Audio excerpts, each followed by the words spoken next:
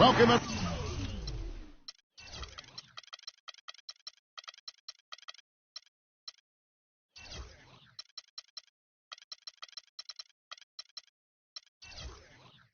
Everyone, it's time for NBA action, coming to you live on this Saturday night. This is Kevin Harlan alongside Greg Anthony and Clark Kellogg with Doris Burke reporting from the sideline. Looking at Chicago, they want to turn it around after that loss to the Charlotte Hornets.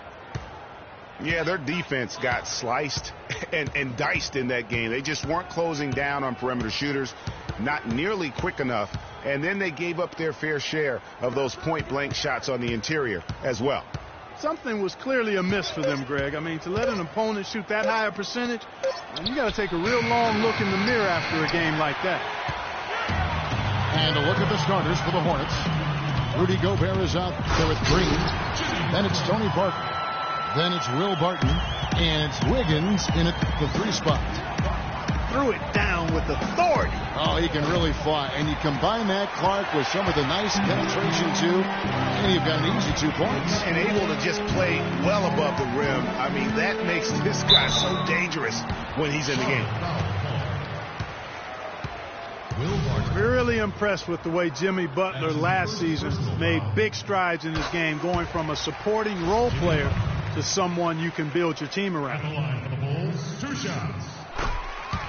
And Jimmy Butler had the career highs across the board last season, won the Most Improved Player of the Year award, really picking up his production in his 4th season. You know, we had seen the flashes of potential in Butler before. Last season, he sustained great play and really took everything to the next level. On defense, Charlotte. The drive by Rubio. So the whistle blows on the shot and 2 free throws for the contact right there. Ricky Rubio, Clark, one of the most highly anticipated international players in recent memory to come into the NBA. Yeah, he's got an awful lot of flash and substance to his game, and after much haggling and negotiating, he was finally allowed to join the Minnesota Timberwolves in 2011. Outside, Green. Back to Parker.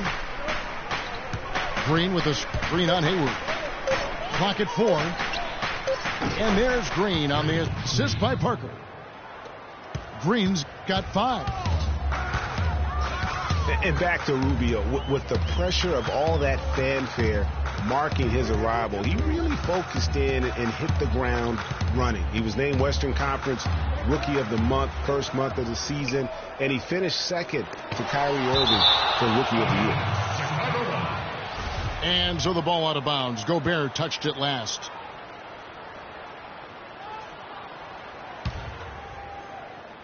Here's Adams. Shot clock at 3. Here's Carter. Great D that time from Green.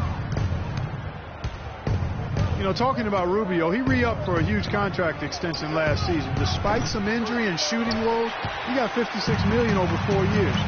Boy, that's a bunch of cheese for a guy that's still a bit of a question mark. The kick outside to Butler. Good on the 3-point shot. Butler's got 7 points in the game. And it looks like he might just be on his A game today, Clark. Parker dishes to Green. Back to Parker. And foul called as he misses. He'll go to the line and shoot 2. Ricky Rubio picks one up.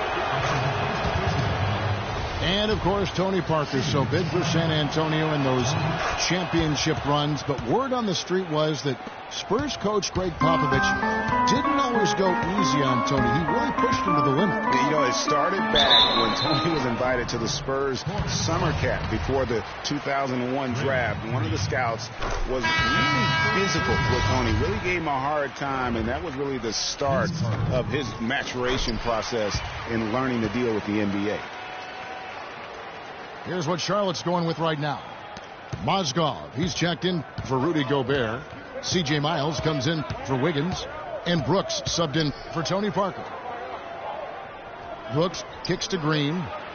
Mozgov. Another shot. And there's the bucket as Green finishes it off. Green's got 7 points. Butler on the wing. He has 7. It's rebounded by Charlotte. And, you know, getting back to Popovich's relationship with Tony Parker, Pop made the decision to draft Parker. So he obviously saw something. But Pop's a perfectionist, and if you're going to play point guard for him, you've got to deliver consistently. Here's Brooks. And the go-ahead bucket, no good. He lobs it up. And Hayward with the stuff. Well, that fast break went according to plan. Yeah, nice job there, Greg. Recognizing the opportunity was there to push it, and then excellent execution. Now here's Brooks. He hasn't scored yet. That, I'm sure, will change. Dishes it to Green. The Hornets need to get a shot off here. Ryan throwing down the hard one-hander. One of his favorite moves right there, guys. And really, he does that one as well as anyone. Kev, you're right. That's like his signature move once he goes airborne. And the first time out of the game called for Chicago. So Chicago ends up going with the new group. For Chicago, they've gone 50% from the field, hitting 3 of 6 since the opening tip. Here's AC. Some nice ball movement by the Bulls. Here's Lynn. And Draymond Green picks up the foul. That's foul number 2 for him.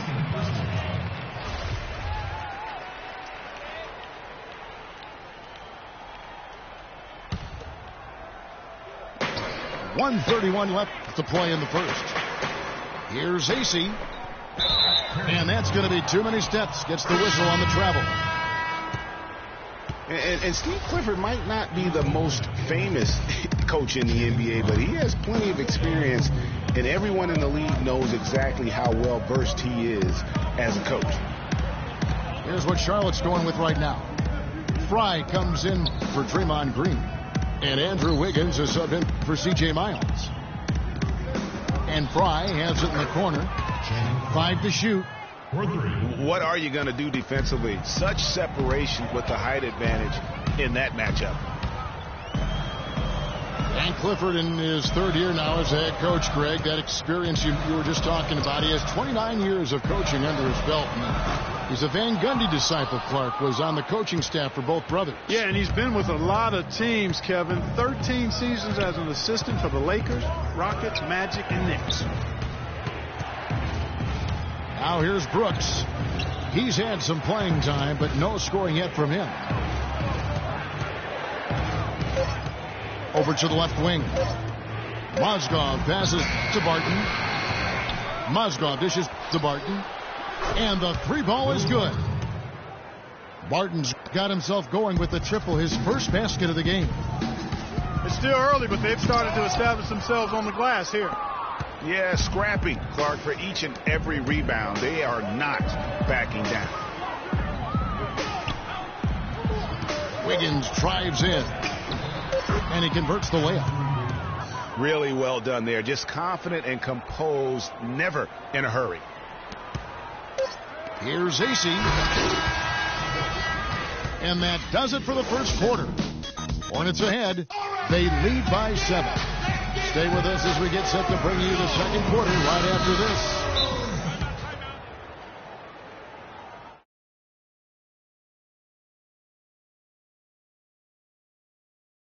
Ready to go, having a nice break to get hydrated with Gatorade. Looking at what we've seen from the Hornets, what do you think? Defense paying huge dividends for them through the first. Excellent hustle, and you know the coach has to be pleased with that effort at the defensive end.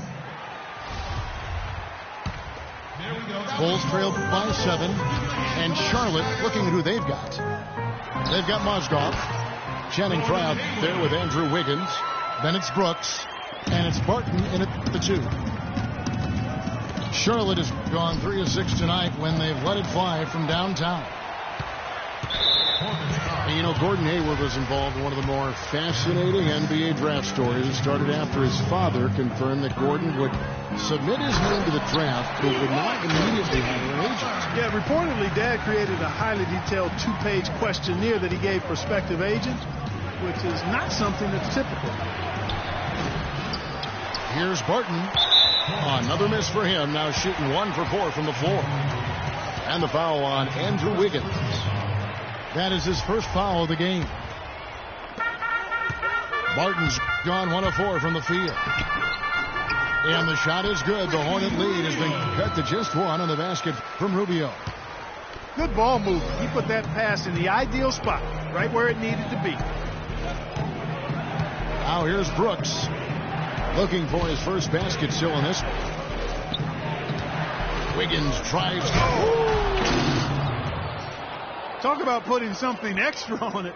That dunk was way over the top. Close game or not, Clark, you know, he's going to finish firm when he gets the space. I'm startled that he would even try something like that at this stage of the game. He's jammed himself up a little bit here with that second foul. But as long as he can avoid a third before the half, I think he's fine. Here's Adams. The corner. And down it goes. Dunked through off a wonderful assist. And guys, right now, the defense mentally not there. Can't afford too many of those in a close game like this. Yeah, Jay, you're right. Almost a free run, don't you think? Clark to the hoop for him there. Momentum can swing on plays like that, Kevin, especially when the finish has that much thunder on it. Some changes for Charlotte. Green comes in for Channing Frye. And it's Azania in for Will Barton. Brooks kicks to Wiggins. 6 to shoot. He dishes it to Moscow. And it's blocked by Adams. Fast break. Here comes Chicago. And Hayward at the stop. Incredible timing on the alley-oop. He absolutely hammered it down. And guys, mark that play right there, because that could be the one that leads to a surge to break this thing wide open. Now here's Brooks. Wiggins dishes to Green. He is an automatic finisher when he gets into that area. You know, he picks the simple one-handed stuff to get the 2 points. Yeah, and in a close game, though, guys, those could be really important points.